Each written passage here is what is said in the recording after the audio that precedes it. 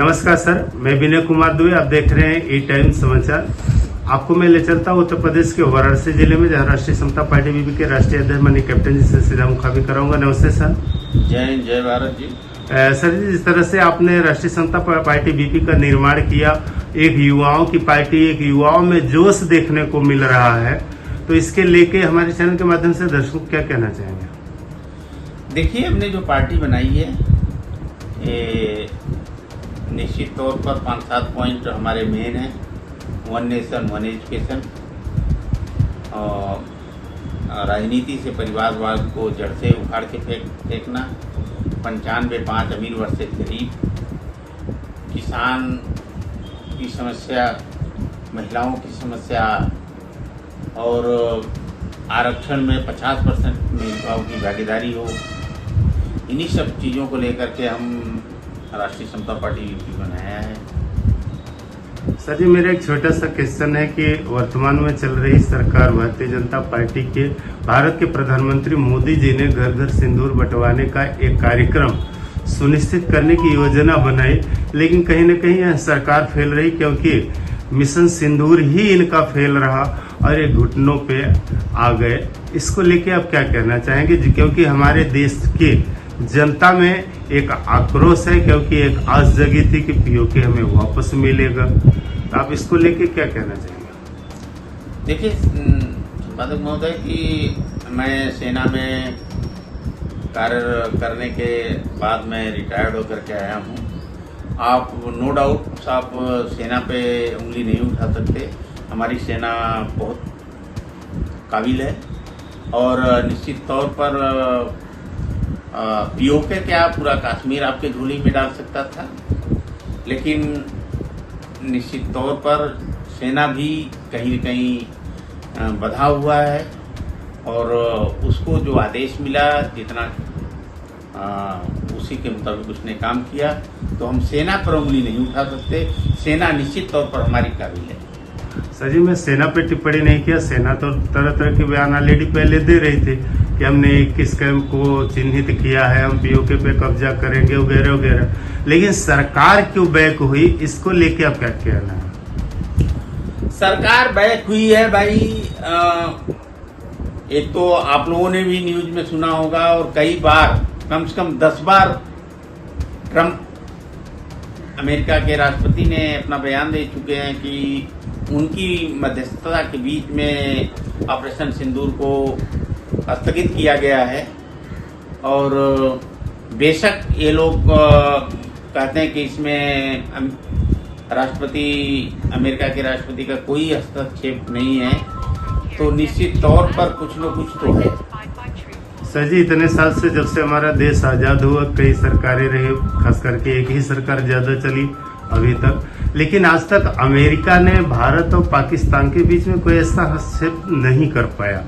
वर्तमान में चल रही सरकार एक काफ़ी मजबूत और ताकतवर होने के बाद भी अमेरिका के राष्ट्रपति डोनाल्ड ट्रंप के कहने पे अपने देश का स्वाभिमान, अपनी सेना का स्वाभिमान, अपने देश के साथ गद्दारी करने जैसे मुद्दों को उन्होंने उजागर किया। क्या इसको लेके प्रधानमंत्री मोदी जी को क्या कहना चाहेंगे?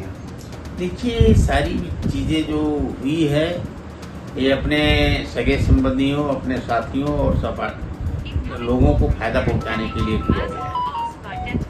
इसका मतलब कहीं न कहीं आप ये संकेतित करना चाह रहे हैं कि भारत के प्रधानमंत्री फेल हैं या देश के साथ गद्दारी किए?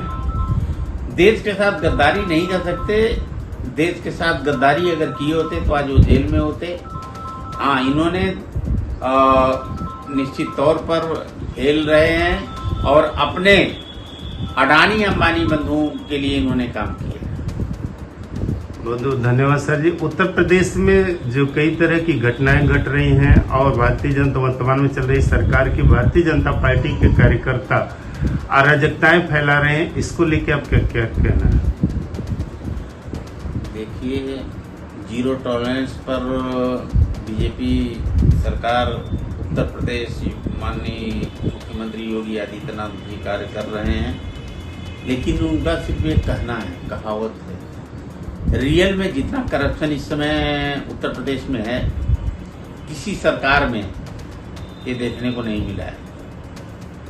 और विपक्ष के जितने भी लोग हैं या जो भी आवाज उठा रहा है, उनको ढूंढ ढूंढ करके चिन्हित किया जा रहा है, उनके घरों पर बुलडोजर चलाया जा रहा है, उनको जेल में ठूसा जा रहा है, और इनके जो पार्टी के लोग हैं और पुलिस भी इसमें इन्वॉल्व है, सारे अपने मनमानी कर रहे हैं। सबसे ज्यादा करप्ट वाली सरकार इसमें चल रही है। सर जी, ऐसा सुनते हुए आया है कि आप जितना भी अपराध कर लो, जितने भी आप अराजकताएं फैला लो, अगर आप भाजपा का दामन थाम लेते हैं तो सब आपका समाप्त है। क्या ऐसा सत्य है? निश्चित तौर पर भाजपा ने वॉशिंग मशीन लगा रखी है। कितना भी दाग लगा नेता भाजपा में शामिल हो जाता है, निश्चित तौर पर वो बेदाग बनकर के बाहर निकल जाता है। बहुत धन्यवाद। दर्शकों, मैं आपको बताना चाहूंगा, राष्ट्रीय समता पार्टी बीपी के राष्ट्रीय अध्यक्ष माननीय कैप्टन जी ने कितनी अच्छी बात स्पष्टता से कही है।